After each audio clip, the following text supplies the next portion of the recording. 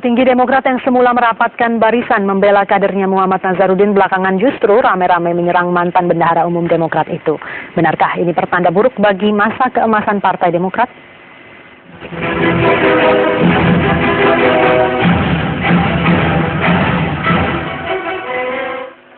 Tidak ada kawan setia dalam politik. Hubungan Muhammad Nazarudin dan Partai Demokrat adalah contoh mutakhir. Nazarudin yang sebelumnya dikenal sebagai bendahara umum Partai Demokrat akhirnya harus bersimpang jalan dengan partainya karena terseret belitan skandal. Kasus suap Sesmenpora terkait pembangunan Wisma Atlet SEA Games yang dibongkar KPK mulai membuka borok Nazarudin. Pihak Demokrat awalnya merapatkan barisan di belakang Nazarudin. Dalam jumpa pers di gedung DPR tanggal 12 Mei lalu, petinggi fraksi Demokrat di DPR bahkan berada di samping Nazarudin saat membantah keterlibatannya dalam skandal suap Wisma Atlet. Kepergian Nazarudin ke Singapura dengan alasan berobat juga atas izin dari fraksi Demokrat di DPR.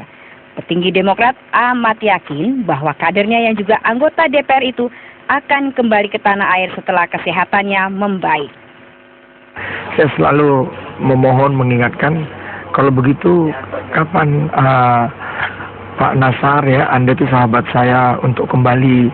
Karena jujur saja apapun sekarang citra partai kita menurun ya. Tolong dong, kan Pak SBY, the founding father lainnya sudah demikian bekerja melahirkan partai ini dan Tuhan rakyat mempercayakannya, saya bilang gitu. Nah itu dia katakan, insya Allah bang saya akan kembali.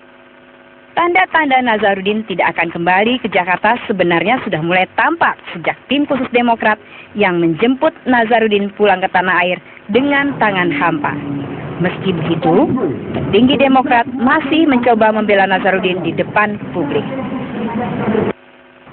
Bahwa jika yang bersangkutan sudah selesai berobat,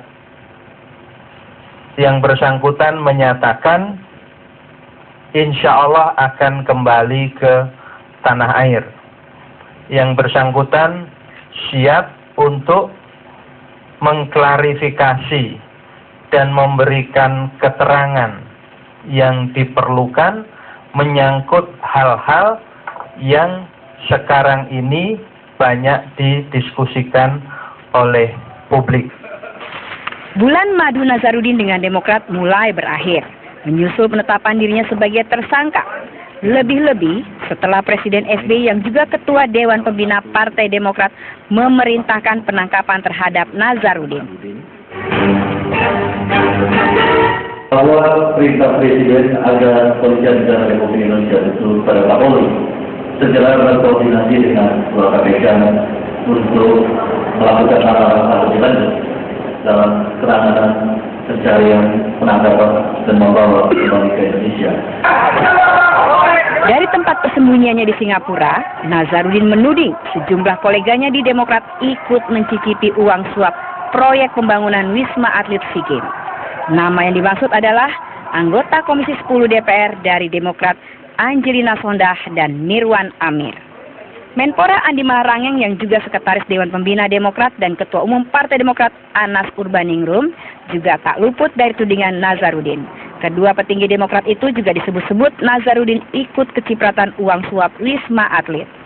Politisi Demokrat yang selama ini kukuh membela Nazarudin, belakangan justru menyerang balik Nazarudin. Anas Urbaningrum yang selama ini disebut-sebut sebagai pelindung utama Nazarudin bahkan mengadukan Nazarudin ke Mabes Polri. Adakah saling serang Nazarudin dengan Demokrat menjadi awal dan berakhirnya masa kejayaan partai yang didirikan SBY itu?